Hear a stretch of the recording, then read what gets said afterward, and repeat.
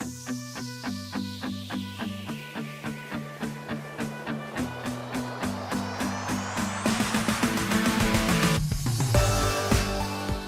guys, Shane McMurray from The Wedding Report. In this episode, I meet with Jeff from Hola Weddings. They are a destination wedding travel agency located in Playa del Carmen, Mexico. Check it out. Jeff, thanks so much for joining me. Tell me about your business. Tell me where you guys are located. Give me your website address, all your social media accounts and stuff, and tell us all about you. Okay, well, thank you for having me. My name is Jeff, of course, and the company is called Hola Weddings. We are a destination wedding travel agency. We're based in Mexico directly, so we're physically in Playa del Carmen, but we deal with the US and Canada for our customer base. Mostly, well, all of it is web-based, of course. Social media, we got all the usual, Facebook, Instagram, Pinterest, YouTube. We got our YouTube channel is probably the biggest because one of the advantages we have is we live here, so we go to the hotels all the time and Nice. try to film the venues and like whether they're ceremony venues, reception venues, beaches, the rooms and all that. So people have we're like the eyes on the ground for people that are planning destination weddings, because a lot of them can't come down or come down for 2 days, and we're here all the time. So we can go, if anything happens, we go to the hotel for them and all that. And of course, we know all the vendors in the area, whether it's photos, videos, decor, and all that sort of thing. Yeah. So all the social media is all Hola Weddings. So whichever social media, Hola Weddings. So besides, so you help them with the travel arrangements and stuff, but you also help them like organize or coordinate the location and some of the vendors and stuff too. Is that what I'm hearing from you? Yeah, but we're the biggest part of the business is the travel portion. So that's where we make our money, and that's the main part of the business. However, when people contact us, most of them don't know which hotels they want to go to or which resort. Like 95% of the business is all inclusive. Yeah. Resorts. So there's over 100 just on the coast here, not even calculating the West Coast or Dominican or Jamaica and all that. So we help them find that resort. Most of those resorts will have vendors. So resorts have outside vendor fees if you want to bring someone else. But a lot of people want a photographer that they like and all that. We do have connections to those here, and we can then put them in touch, but we don't make any money off that. We just the resort charge an arm and a leg for decor. For example, it's sometimes ridiculous. You want to change like the basic wedding package will come with white tablecloth, let's say, but you want pink. They'll charge you $80 per tablecloth. So we do have access to decor here through us, a different provider, and then they can bring it to the resort and save the money. And do it for them. Yeah. So generally, just so I understand how it works there. So generally, you try to get them to a resort that they're interested in. The resort pretty much handles the entire inclusive event stuff. All of their vendors are kind of included as part of that. Is that right? Not all the vendors. So the photos is usually outside. Okay. It depends on the package. So it depends on the booth size. It all depends on the hotel. So every hotel has different packages. Usually they have like the elopement, 10 people, 30 people, 50 people. And then you get a base price for that. If you add people to the 30 included, let's say, then you pay per extra person. That package will include basic decor, sometimes something like 20, 30 photos at the ceremony, semi-private reception, depending what you're looking for, and a cocktail hour. That's usually the thing. So if you want extra photos, you need to hire a photographer. They have their own. If you decide to go outside of that, there'll be an outside vendor fee. Same if you want to add decor, they have a ton of decor, but the prices are set. They're not negotiable. Yeah. So anything you want to change on the packages, that's what it hits you with the extra cost.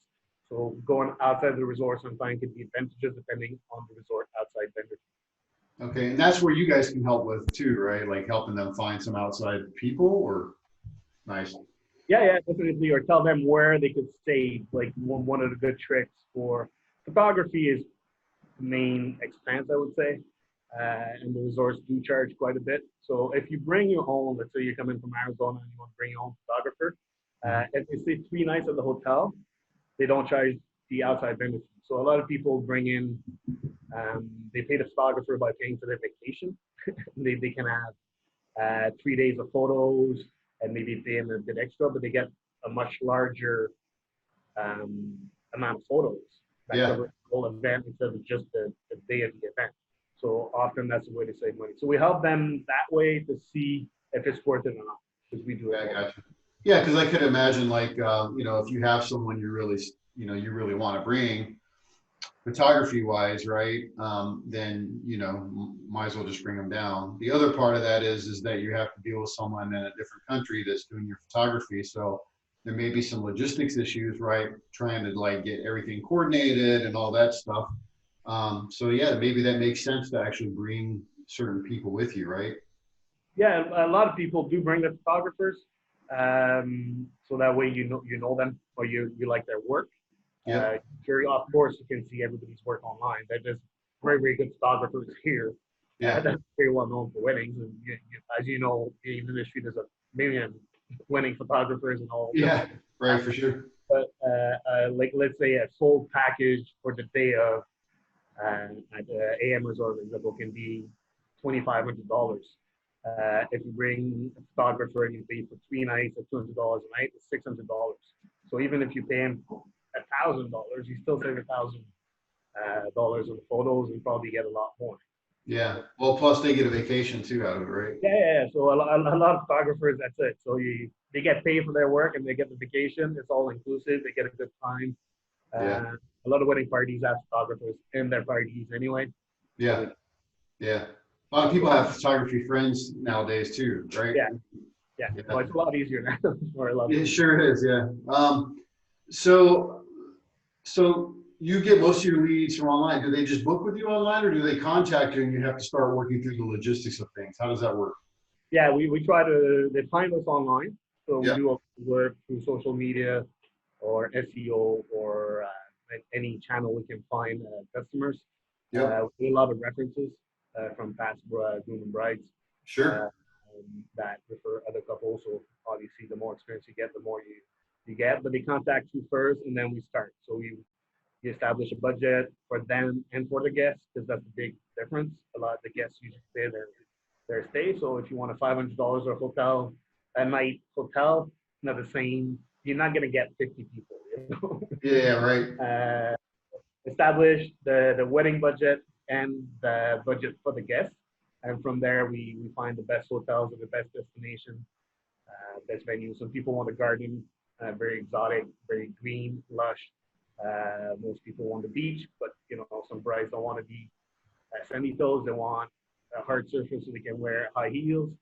All little details like that. Since we know pretty much all the venues here, Yeah. we can figure out which one is best for them and go for that. And then from there, we find the best tour operator for the room contract or the best contract possibilities for them. So it could be a room block, or it could be express group where we reserves at the rate of the day instead of the fixed rate, but it can change depending on the deposit they can put down and stuff like that. So we work with them like that, and after that, all their guests go through us. Hopefully, they don't have to, but so they get the concessions from the hotels and the little perks, and we take care of all the logistics for them. So all the transfers, the flights, and any excursions they want to do while they're here, and all that good stuff. So that's away from the bride and groom. Yeah. So that way they don't have to take care of it, right? It's just you guys take care of those details for them, right? Yeah, that's it. Because people don't like, travel agents don't cost any more money than if you do it on your own, and 98% of the cases. And if you're trying to deal with Uncle Joe or Aunt Gina's king size bed, two beds, a high floor, the dates, because not everybody's going to come for the same amount of time, Yeah. flights, and everybody has a ton of questions. So Yeah. I'm sure. Yeah. Yeah. that helps not to ask, just call Jeff or call. Right. What are you seeing as like the average number of guests and wedding parties that are coming down for you guys? Because I gotta imagine that some people are thinking in their head, okay, well, if it's going to be $300 a person a night, right? And we're going to come for the whole weekend, and we're bringing 50 people, that could be expensive. Um, what are you guys seeing guest count wise as far as like the wedding party and the guests and stuff that the couples are bringing in? I would say the average wedding party is about 40 people. Okay. From invite to guest, I'd say goes down by about 30, 35%. So if you invite 100, you get 70, 65. Yeah. But most of the groups are about 40 people, about 20 rooms, super rooms. Um, and you get, all type of hotels, whether it's $100 a night or $500 a night. And there's a clientele for all of them. Yeah, for sure. Yeah. But that's usually the average. You do get the odd large one, like 100 people, 120. Yeah. The issues with that a lot of time is the backup location. Because even though the beach can take that easily at most hotels, if there's weather, the backup location is the issue. So Yeah. Yeah. the salon or something that can have it. Yeah. So yeah, about 40 people is the average destination. Okay. Now, do the couples typically cover some of those expenses for their guests, family, or are the guests typically covering it separately?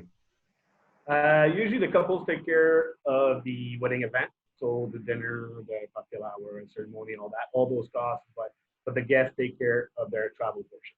I got you. What we see a lot is the bride and groom paying for 1 or 2 nights, depending on how many people they have, Yeah, or paying for the bridal party.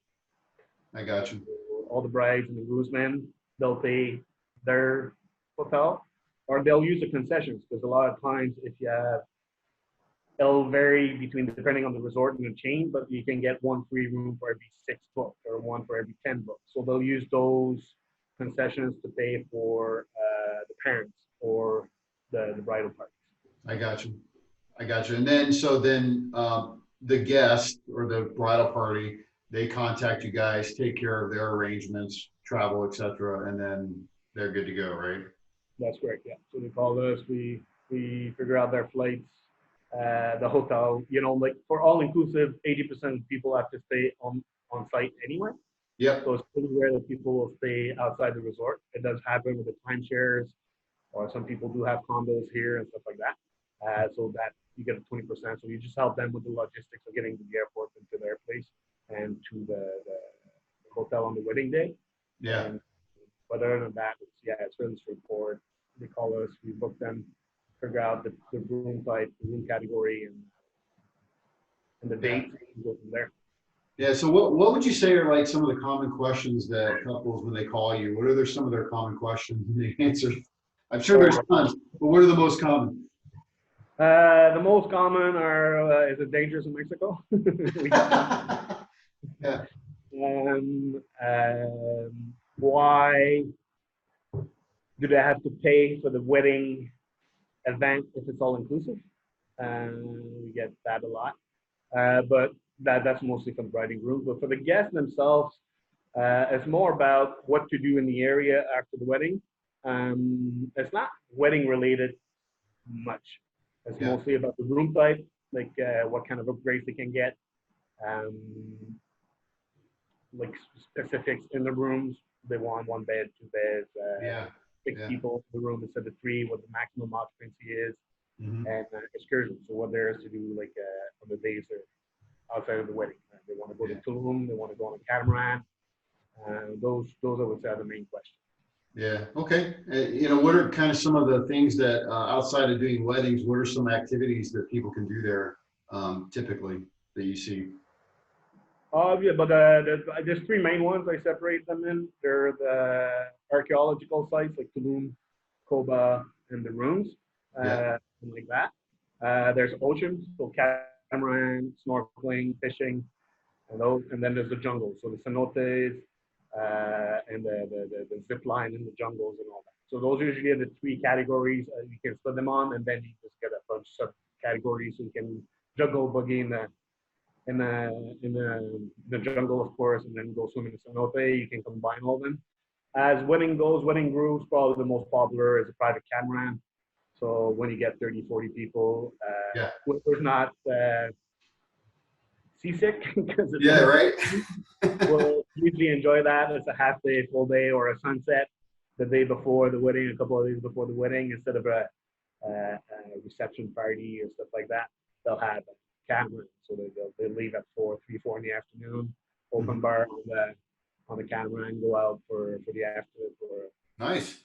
afternoon, early evening, get a tan, a few drinks, quick Cool swim. up a little bit from getting seasick, you know. That, Yeah. that's probably one of the most popular ones with weddings. Yeah, yeah.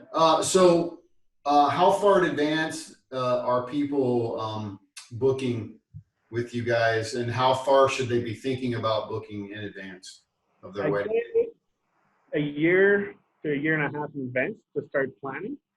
Um, what you got to do the fastest is saving a date because they do quite fast and go quite fast in the most busy hotels, especially Yeah, if you're looking for a Saturday and sunset kind of ceremony. They're the first ones to go. There's only 52 in the year, and they do go quite fast, especially for May and November. So a year to a year and a half for that at least. Um, the earliest we get people that contact us 2.5 years in advance. However, it's hard to plan for that because the flights are not out, the pricing for the hotels are not out. So yeah, the easiest way is you block the date at the hotel. Usually it's a deposit, like $200, 200 to 500 depending on the resort. And yeah. you the date and when all the pricing comes out, you book it. But yeah, so about a year is when you start doing the contract to get the room rates and start people having your guests putting the deposit down and get it going. Yeah. What are the most popular months that you guys run into there? May and November. May and November? May and November, low season for tourism, high season for weddings. So January, February, March, well, December to March is the high season in the area for like family vacation or school Yeah. vacation and all that. So the rates for the rooms are higher, and then all the charters and all that usually stop at the end of April, and they start at the beginning of November. So they're like sort of the low season and the high season. So you get the better rates for the room nights, Hmm. and the weather is nice and almost guaranteed. So that's why those are the biggest. We do get quite a bit in June, July as well, but it gets a lot hotter. So brides Yeah. usually not as. Yeah. Well, and then you're also you're starting to getting the hurricane season and, Yeah, like probably the afternoon thunderstorms and things like that, right? yeah, yeah. So Yeah. if you want to pay very low rates, you come in October, September, October. But yeah, hurricane season's on, and though hurricane season to me, like there's higher chances, but I live here year round. Yeah. I don't notice it, but it would suck if you plan your wedding. For sure, right? Like it's always yeah, I mean it's always it's like gambling, right? You never know what's going to happen because all of a sudden a storm could pop up and then you have a hurricane, but you just can't plan these things. No, no, I Yes. think, well, even in May, it can happen, it rains or it's gray Yeah, or you come down to the sunshine, but, you're going to make the best of it. for So, sure. Yeah. What advice would you have for couples that are getting married today? They're looking for a destination wedding. I'd say, we'll plan ahead, try not to call and say we want to do it in 2 months because it's not going to work. Yeah. And the biggest thing people don't realize is the budget for their guests. Try to figure out in the family what can people afford or if you can pay for part of it, because that's what will affect the number of guests the most. Other than that, it's fairly straightforward. I would say do your research, call someone like us or anybody else and get advice. Yep. There's a lot of it, a lot of resorts, a lot of packages around. So it helps decide on which one. And just, yeah, trust the people that will help you. It will make it a lot easier. Yeah, that's good. That's good advice. We'll switch gears a little bit, talk about the business side. As a business, what would you say has been working well for you guys? Well, knowing our stuff. I, living here is our biggest advantage. Nice. Knowing the wedding teams. You know, I try to go to resorts every week. Every new resort, every old resort, try to be on top of the product and their changes. You know, a lot of hotels will, wedding is growing, destination wedding is a growing industry, as I'm sure you're aware. And so a lot of the hotels are changing their venues. So what Mhm. works for us good is to be first on the venue, be there with a video camera, be there in person, talk to the wedding salespeople, wedding coordinator, and do that. So try to attend the weddings as well. So we have a lot to show people. So that works for us very, very well. And then it differentiates us from other travel agents. Yeah. So getting in there and really just kind of networking with the people that are running the places, understanding what's changing in the market, uh, filming and basically making sure that you can share your story or a story about what's happening or what the event is or what the location is so that you can share it back, right? That's I think the key for you Yeah, guys. well, definitely. It's to be the eyes on the ground, right? It's to be Yep. the bride and groom eyes. So because they're not here, so it's Yeah. hard. That's a difficult thing for people planning destination wedding. That's an advice that it looks all good on paper and that, but the stress of not knowing where you're gonna end up, because a lot of people have never been to the hotels, and a lot of the families have never been to destinations at all. So they need to comfort the family members, tell Yep. them safe, it's gonna be nice, and all that. So yeah, so we help them through that. Yeah, makes sense. What would you say as a business are your, besides what's happening today, but what are your biggest challenges that you've run into? But the changes as well. There's a lot of changes, a lot of ownership changes in the hotel. So Oh, the really? relationship you build, relationship you built can disappear now all of a sudden because they're All of a sudden, man. all of a sudden you've taken years and the biggest is like events like this at all, or weather or hurricane, any major event that affects the destination is since we're pretty much a one destination. We do other destinations, but since we're very, very concentrated on this, Yeah. if anything happens in the area, it affects us tremendously. So that's one of the big challenges. So it's to try diversify and do other islands and other destinations a lot more. But then that means growing as well and a Yeah. lot of a lot of money and effort. So we've done Cabo, we've done Vallarta, we've stayed in Mexico. That's certainly one of the big challenge. And the web presence. Try to be finding the big guns. Finding the Expedias and the Priceline, and they're not necessarily in the wedding industry, but they do take a lot of the real estate online. So Yeah. to get our name out there and to get people to Yeah. plan. So that's the Yeah. big. Those are the big challenges, I would say. Yeah. Because there's a lot of, I got to imagine a lot of people trying to hit the destination market online. And so you're trying to compete with them to get eyeballs to you guys, right? Yeah, it's always challenging marketing online and trying to get presence and building that. Yeah, it takes time, but yeah, I mean, the more couples you service and um, the more you provide great service, they're going to recommend their friends, and then that's just going to, a couple of folks I've interviewed even today uh, have talked about how most of their business now comes from referrals. And whereas before in the beginning, right, like, 10 years ago, it wasn't that way. But as they have built their business over the years, a lot of their business comes directly from referrals. Some of them, not even advertising anymore.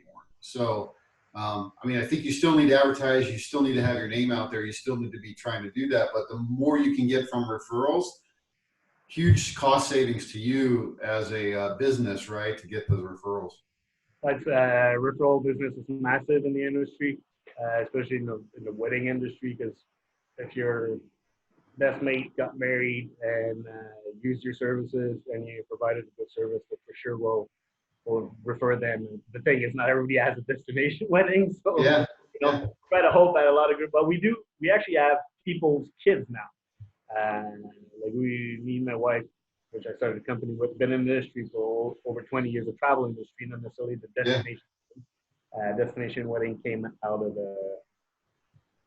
of nowhere. Really, people found us and knew we were here, and we saw that gap. Yeah. Nice.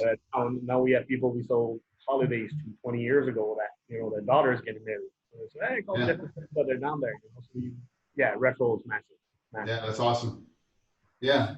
So as a business owner, what advice would you give other business owners, or if you had to like do things over again, what would you do differently? But the biggest advice is obviously the easy one: work hard, never give up, Yeah. never give up. There's always going to be obstacles in the way. I would say the bigger we grow, training is key to us anyway. So our staff is um, trained extensively to make sure that they know what they're talking about and offer the great service and stay on top of the game. Limit expenses seems Yeah. like a stupid advice, I guess, but No, that's great advice. A lot of times like, people don't think about the cost side of your business, right? Things cost money. You need to have a budget. You need to make sure that you can do these things, right? yeah, so try to limit expenses to the maximum and try to find and talk to the people in your industry, whether they're competitors or not. You'd be surprised how much help you can get from competitors and how much business you can get from people doing exactly the same thing you do. Some people you can get overwhelmed with customers. You can get so if you need references, yeah, build a web relationship with your competition, and it does help tremendously in the end. Yeah, yeah, that's great. It's great advice. Last question: what's your best or worst wedding or business story you got for me? The worst one, I definitely, because it happened not too long ago, but it happened last year. It was with a particular hotel that was supposed to open in December, not 2019, 2018, and we had a wedding plan in Indian wedding, so 130 people Wow.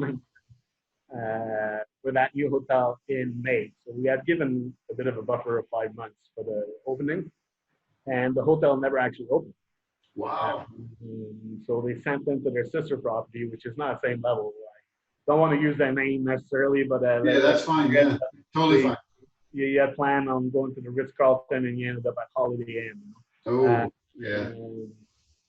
So we had to move all these people, 130 people, from one hotel to the other with about 3 weeks notice, because the hotel just kept pushing. We hear one of the advantages we have. We go to the hotel, we know it's down the street, Yeah, and we knew they weren't going to open, but there's nothing you can do until they tell you.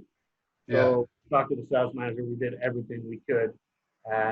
So yeah, so it was a lot of scrambling the last couple of weeks, moving everybody to rooms that would satisfy everyone. We actually got them high-end liquor, put them in their room, so they could yeah, have somewhat of the service they would have had at that new yeah. hotel. And it ended up being a fantastic, but probably one of the best weddings in the end. We ended up going to the hotel for the 4 nights and being in the lobby. We're old travel reps, me and my wife, so we used to do that as a living for many years.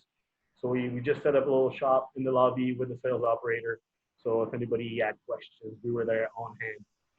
It took a lot of time and stuff, but it ended up being a beautiful wedding. People had a great time. But yeah, that's probably one of the worst stories. And the worst part with the hotel is they did it to us a second time for a wedding in September. So the Oh, hotel ended up, so we had another smaller group of 40 people at that hotel.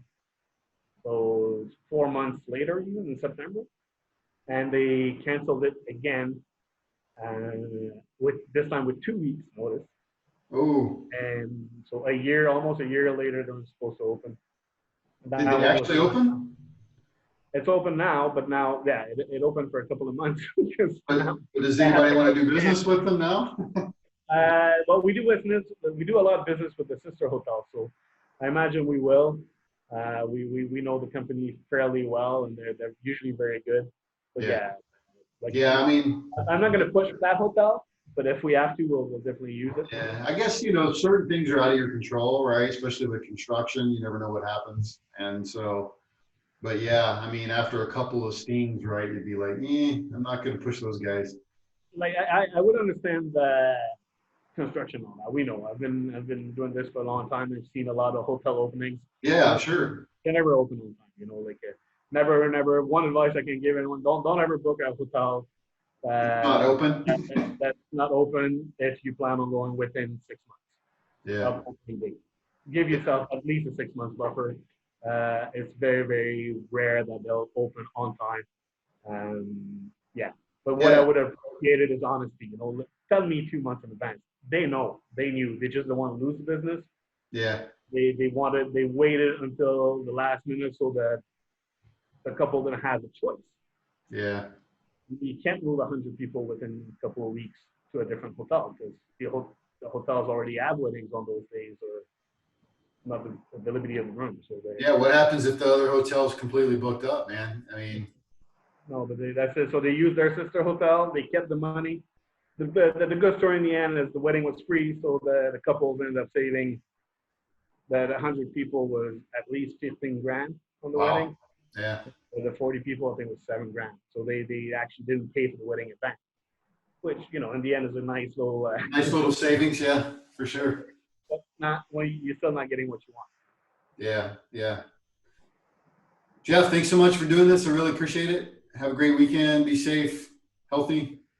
Yeah, thank you. Same to you. Thank you for having me. It was super fun. Yep. Thanks. Thanks. Hey, thanks for checking out this episode. I hope that you found it helpful. Please share it with other people.